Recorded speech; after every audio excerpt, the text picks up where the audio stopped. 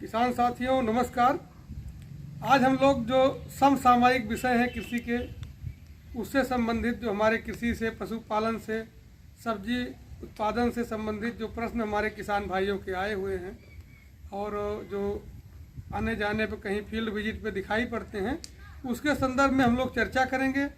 और हमारे साथ ही सब वैज्ञानिक बैठे हुए हैं। आप डॉक्टर बीके सिंह साहब हैं, जो कृषि विज्ञान केंद्र पिलखी मऊ के वरिष्ठ वैज्ञानिक भी हैं, पशुपालन विशेषज्ञ भी हैं। और आप डॉक्टर जितेंद्र कुशवाहा जी हैं, उद्यान वैज्ञानिक हैं, फल एवं सब्जी दोनों के ज्ञाता हैं। आप डॉक्टर हिमांशु राय हैं, जो जनपद में बीज उत्पादन में क्रांति लाने का काम कर रहे हैं, बीज उत्पादन के प्रति जो है किसानों को जागृत कर रहे हैं। और मैं लाल पंकज सिंह कृषि में फसल सुरक्षा का काम देखता हूं, जो रोग कीट लगते हैं उसके बारे में आपको बताऊंगा। तो अब हम शुरू करते हैं। डॉक्टर साहब, एक प्रश्न आया हुआ है, अखिलेश जी का आया है, भिंडी की बुआई से संबंध में आया है। भिंडी की जो प्रमुख प्रजातियां हैं इस समय जायद में बोने के लिए, उसके बारे में इन्होंने जानकारी चाहिए है। और बुआई का उचित समय क्या है, किस समय बुआई शुरू कर देना चाहिए इनको? हाँ सर, मैं तो सबसे पहले बताना चाहूँगा उन किसान भाई को, अखिलेश जी को, कि ये जो भिंडी की बुआई का समय है वो अभी से स्टार्ट हो गया है। क्योंकि अगर हम अगेती खेती करना चाहते हैं, अच्छा दाम मुनाफा प्राप्त करना चाहते हैं, तो थोड़ा आगे से बुआई करेंगे तो ज़्यादा सही रहेगा। मतलब जब खेत खाली हो जाए तुरंत बुआई खाली खेत हो जाए हमारा, तो हमें बुआई कर देनी चाहिए। और अभी से तैयारी में लगे रहेंगे तो हो जाएगा अच्छे से। तो उसके लिए हमें तो सबसे पहली बात यह है कि बीज की मात्रा जो बात हो रही थी, तो इस समय जो बुआई होगी या बरसात के टाइम में जो बुआई होती है, लगभग उसमें आपका क्या कहते हैं 12 से 13 किलो प्रति हेक्टेयर की बीज की आवश्यकता होती है। ठीक है। और प्रजाति सर कुछ बता दें। प्रजाति में है एक लाल भिंडी आने लगी है, जो कि अपने यहाँ के IIVR की वैरायटी है, रिलीज है, काशी लालिमा है। उसके अलावा आपके NDO 10 है, परभनी क्रांति है, और VRO 10 है, VRO 6 है। तो ये सब वैरायटी हैं, अच्छी हैं। और इसके अलावा आप प्राइवेट सेक्टर में अगर लेना चाहते हैं तो एडवांटा की एक भिंडी की प्रजाति आती है, उसको ले सकते हैं। अच्छी उपज देने वाली ये सब प्रजातियां हैं और उन्नत किस्म हैं।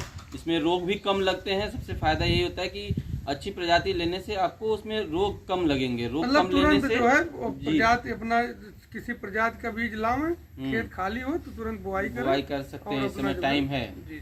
धन्यवाद सर।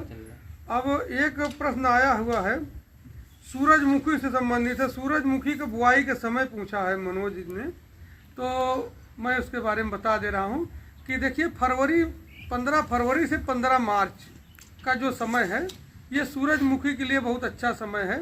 इस बीच में अगर हम सूरजमुखी की बुआई कर लेते हैं तो जो उसके जब फूल तैयार होने का जो समय है, उसमें दाने पकने का समय है, वो आराम से 15 जून तक जो है, या जून के पहले हफ्ते तक ही तैयार हो जाता है। जिससे बरसात से जो नुकसान हो जाता है सूरजमुखी को, वर्षा आने के पहले ही हमारी फसल कट जाती है, तैयार हो जाती है। तो ये समय है। अगर थोड़ा आगे पीछे हो जाता है तो कोई बात नहीं, लेकिन सबसे अच्छा समय जो है ये 15 फरवरी से 15 मार्च का है। दूसरा प्रश्न आया हुआ है, इसमें लौकी के बारे में प्रश्न आया है। डॉक्टर साहब, लौकी की प्रमुख प्रजाति और बुआई का समय।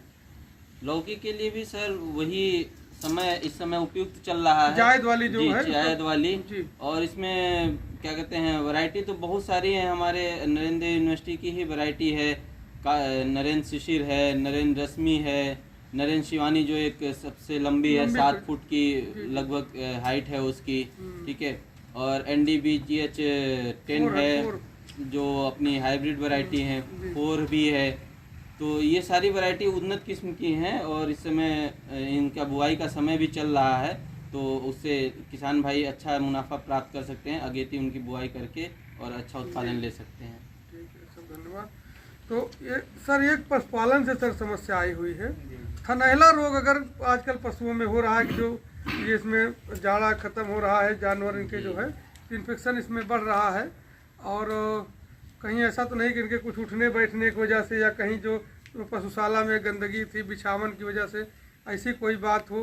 तो इसमें एक किसान है, इन्होंने पूछा हुआ, रामजस जी हैं, ये कह रहे हैं थनैला जो है इनके जानवर में हुआ, उनके गांव में कुछ और पशुओं को दिखाई दे रहा है।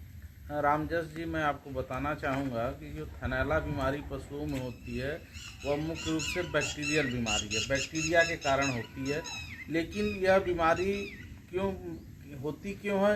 जब आपके प्रबंधन में कमी हो जाती है। प्रबंधन में कमी का मतलब आशय यह है कि आप जहाँ पशुओं को बाड़े में बांधते हैं वहीं पे आप वो पेशाब भी कर रहा है, अपना गोबर भी कर रहा है, उसको हटा नहीं रहे हैं। वहीं पे अगर दुहान भी करते हैं तो दुहान के करने के पश्चात अगर पशु उस पर वहीं पे मल मूत्र पे अगर बैठता है तो उसमें जो बैक्टीरिया रहते हैं, तो दुहान के बाद क्या होता है कि 5 से 10 मिनट तक जो दुहान के बाद जो है उसके पशुओं के थन के छिद्र जो है खुले रहते हैं जी। तो जब पशुओं के थन के छिद्र 5 से 10 मिनट तक खुले रहते हैं दुहान के बाद, तो जब पशु अगर उसी गोबर पे बैठ गया दुहान के बाद, तो बैक्टीरिया क्या होते हैं उसी थन के छिद्र के माध्यम से अंदर प्रवेश कर जाते हैं और पशुओं में वो थनैला बीमारी की शुरुआत हो जाती है।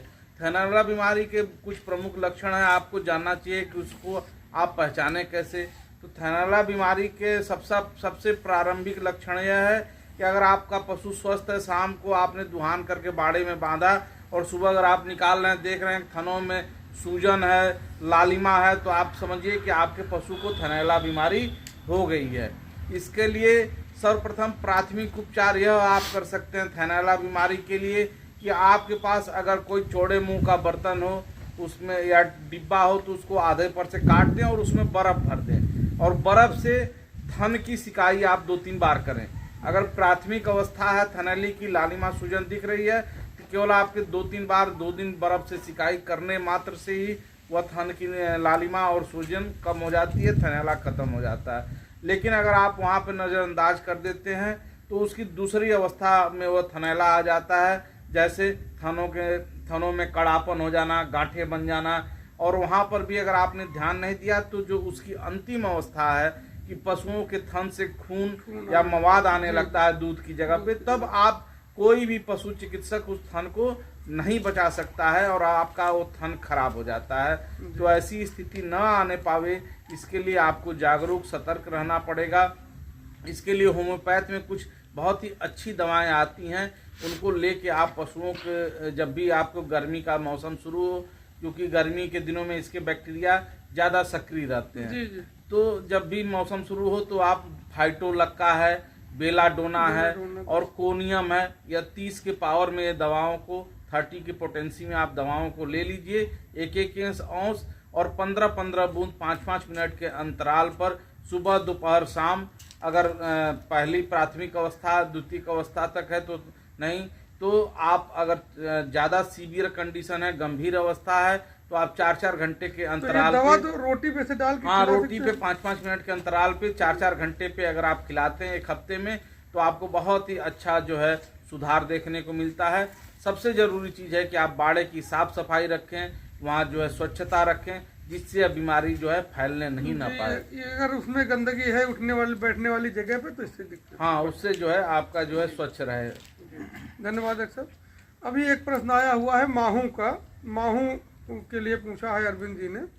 माहू कीट के प्रबंधन के लिए, रोकथाम के लिए क्या करें? सरसों की फसल में माहू लग रहा है, तो इसमें हम बताना चाहेंगे कि अगर मान लीजिए माहू का प्रकोप खेत में हो गया है तो इमिडाक्लोर रसायन आता है, इमिडाक्लोरोपिड, इसकी 1 मिलीलीटर मात्रा प्रति लीटर पानी में घोल बनाकर छिड़काव कर देने से माहू का तुरंत जो है खात्मा हो जाता है, तुरंत उसका कंट्रोल हो जाता है।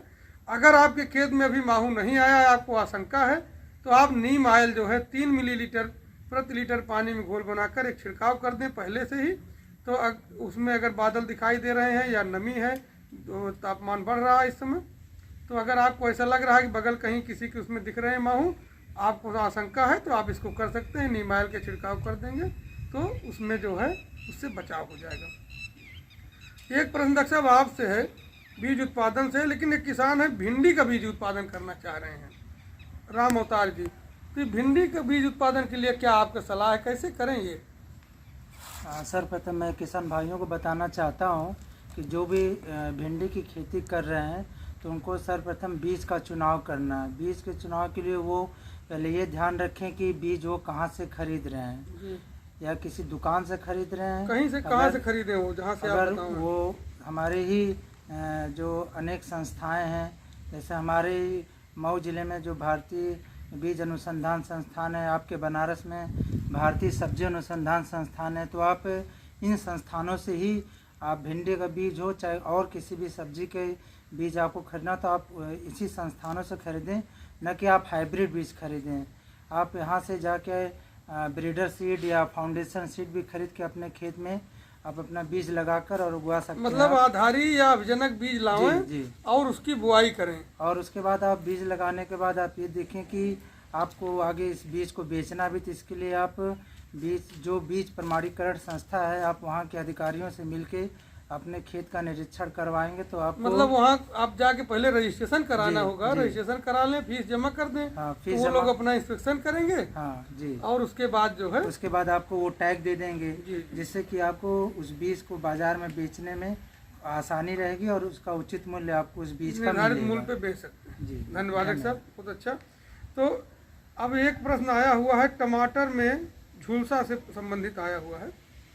तो टमाटर इनका जो है लगाया है इन्होंने, और ये है अवनीश यादव है ये।